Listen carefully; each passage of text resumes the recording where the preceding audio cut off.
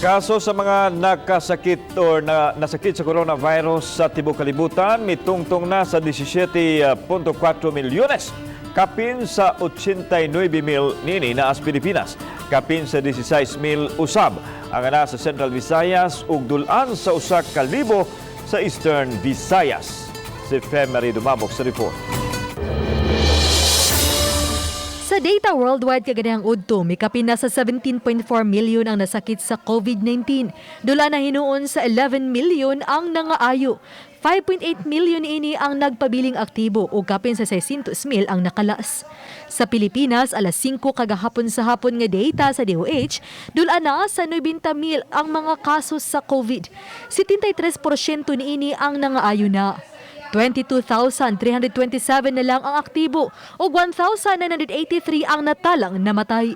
Samtang subay sa data sa DOH-7, kapina sa 16,000 ang nagpositibo sa Central Visayas. Dulaan sa 9,000 ang recoveries, 6,000 ang aktibo o 824 ang nakalas. Sa mga lugar sa Central Visayas, 1,711 ini ang naa sa Cebu Province, 103 sa Negros Oriental, 86 sa lalawigan sa Bohol ug pabiling luwas sa COVID-19 ang lalawigan sa Siquijor.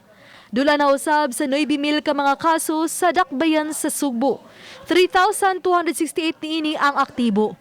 Sa 1,927 COVID case sa Mandaue City, 1,271 niini ang aktibo pa. 1,815 sa Lapu-Lapu City ug 728 kanila ang pabiling aktibo. Sa Eastern Visayas, nadugangan og 57 ka mga kaso kagabi nga misumada na sa 920 ka COVID case.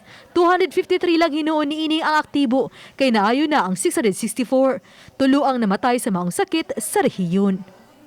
Ako si Femari dumabok. Balitang Bisdak.